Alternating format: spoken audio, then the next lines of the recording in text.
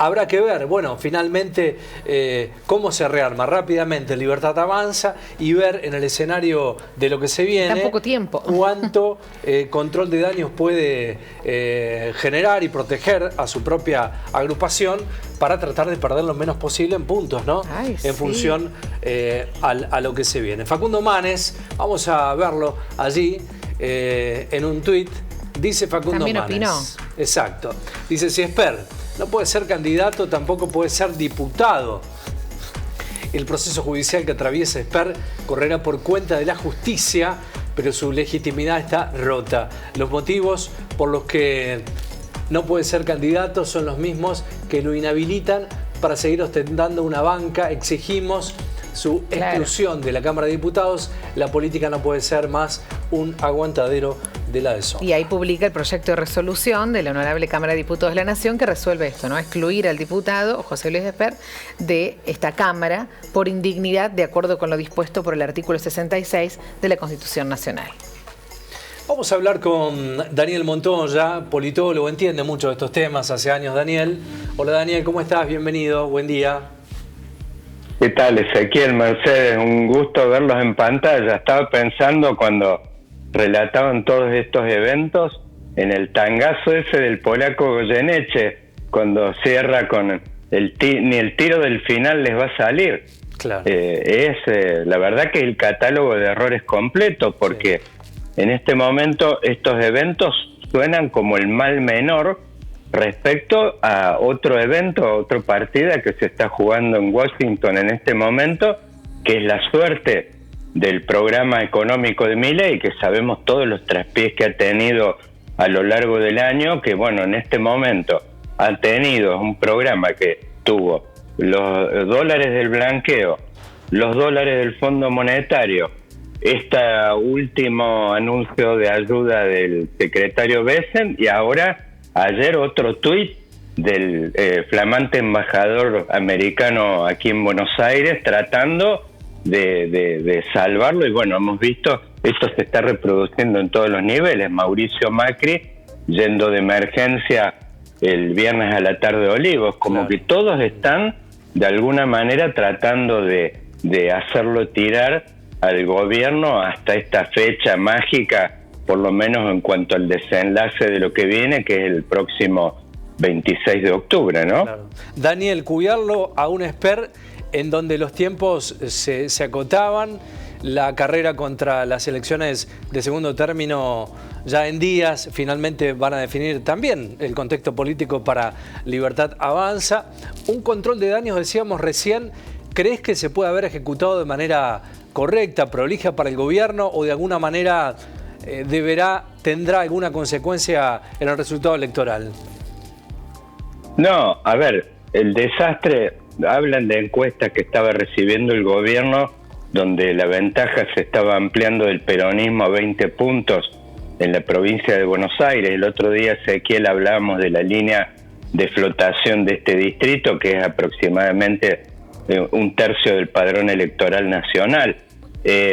Seguramente, a ver, Santilli es un viejo lobo de mar y ladeador de 1000 batallas, un personaje emblemático de este término que tanto capital político le dio a Milei, explotó, que es la casta. Sí. Es una figura emblemática de la casta.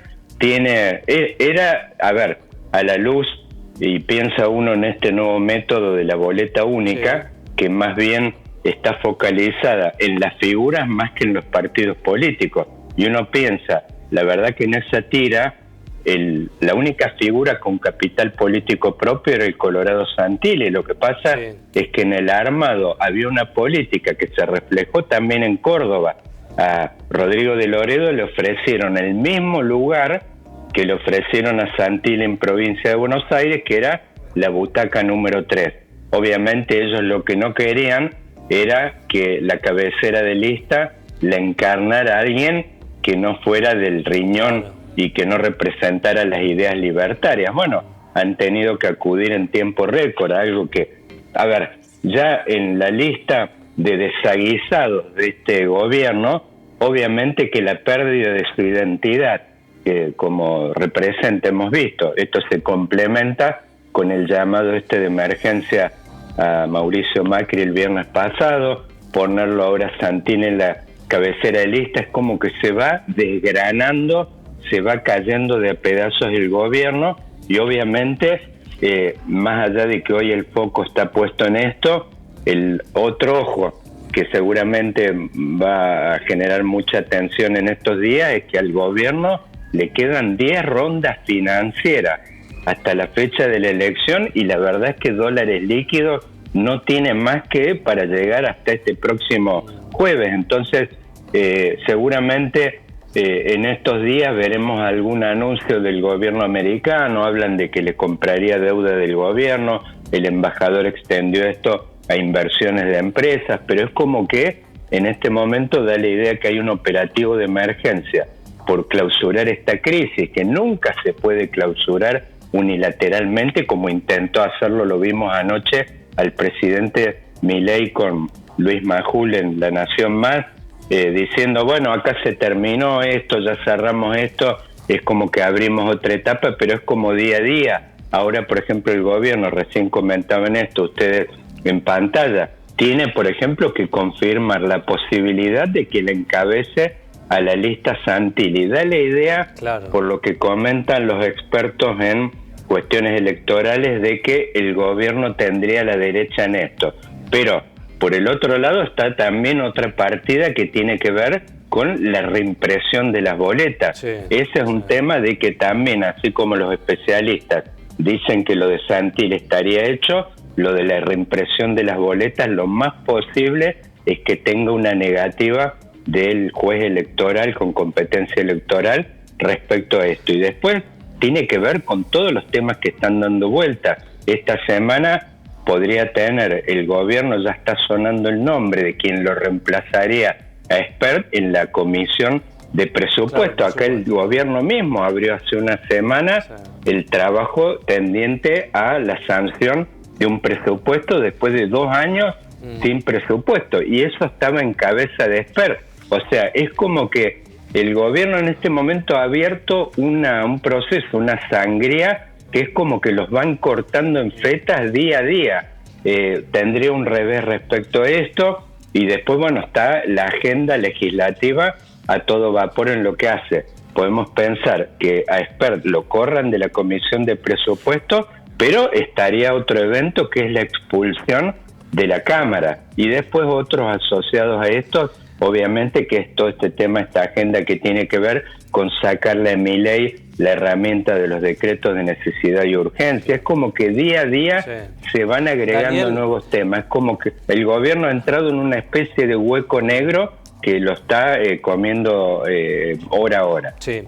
Había un tuit en 2021, pues, viste lo que la red de redes tiene también su historia, y uno puede recurrir a esto, de lo que tuiteaba en su momento, pues si lo tenemos lo mostramos, José Luis Espert de Diego Santilli en 2021, respecto a esta cuestión que lo emparenta directamente con Casta, ¿no? Porque decía que había estado con Menem, con Duhalde, con Rucauf, con Macri, con Larreta. También es hablar de una cuestión que el propio gobierno no quería, que es la casta, ¿no? Que esto también se le ha transformado en un elemento recurrente a Milei. Bueno, a ver, eso ya me parece que, yo te hablaba de identidad, podemos decir de que ya el hecho, y esto se complementa con el llamado Macri del viernes y los nombres que están sonando, claro, para un eventual nuevo gabinete, qué figuras frescas puede llegar a convocar el gobierno, y más con un escenario donde, por ejemplo, obtenga, hoy se está hablando de una proyección de 30, 32 puntos, le va a ser muy difícil al gobierno, relanzarse con estos números detrás. Y después está el otro asunto que te comentaba recién, la condicionalidad que viene de Estados Unidos, de decirle a Milei, después de las elecciones vemos, bueno, con estos números sobre la mesa, ahí se va a abrir un gran interrogante allá en Estados Unidos, que es decir, ¿qué hacemos con Milei, con un gobierno que los recursos, no solo los económicos, sino que los políticos, vemos cómo se los está comiendo día a día? Es muy difícil reelaborar, relanzar un gobierno en estas circunstancias. Da la idea de que va a enfrentar el gobierno un proceso de mucha soledad política, y bueno, ahí habrá que ver si a Milei y a su partido político, que es un partido 100% digital, le aparece algún tipo de músculo o de capacidad para reconducir esto. Es difícil, y más bien cuando los candidatos a ayudarlo también están en la suya. Uno piensa, los gobernadores deberían ser, porque cuando uno habla de Macri ya no tiene ningún capital electoral. Los grandes socios para ayudarlo a Milei eventualmente después de octubre son los gobernadores, pero los gobernadores ya están elaborando y armando y pergeñando su propio futuro alrededor de esta nueva marca Provincias Unidas. Sí. Entonces, la posibilidad de ayudarlo a Milei, por supuesto, están limitadas y condicionadas en función de los propios intereses de estos gobernadores. Allí está el tuit, lo vemos, el tuit de 2021 que hablábamos. Mirá, volvemos a la historia, 4 años nada más, decía Esper, ¿no? Y lo robaba Santilli, estuvo con Menem, con Duhalde, con Rucauf, con Macri y Larreta, completito el Colorado, decía Esper, hace 30 años que vive de tu laburo y nuestros impuestos, 28 de agosto del 2021. Daniel, hay una circunstancia también, y con esto cierro, respecto al daño autoinfligido, ¿no?, por el gobierno del presidente Javier Milei. No recuerdo en los últimos 15, 20 años en la Argentina algún gobierno con tanto daño interno, ¿no? Tanta rotura interna, porque la oposición en esto se para de brazos y empieza a ver cómo se deconstruye el propio gobierno del presidente Milei, ¿no? A ver, si yo te tengo que enumerar siempre, y en esto yo suscribo un enfoque donde siempre los problemas económicos tienen un origen político. Los programas económicos todos tienen inconsistencias y debilidades. Por ejemplo, los cuestionamientos que se le hacen a este programa respecto al dólar atrasado, que lo tiene el gobierno, la verdad es que la convertibilidad tuvo un montón de años dólar retrasado, pero lo mismo, se sostuvo 10 años esa arquitectura económica. Entonces, los problemas son más bien siempre de raíz política.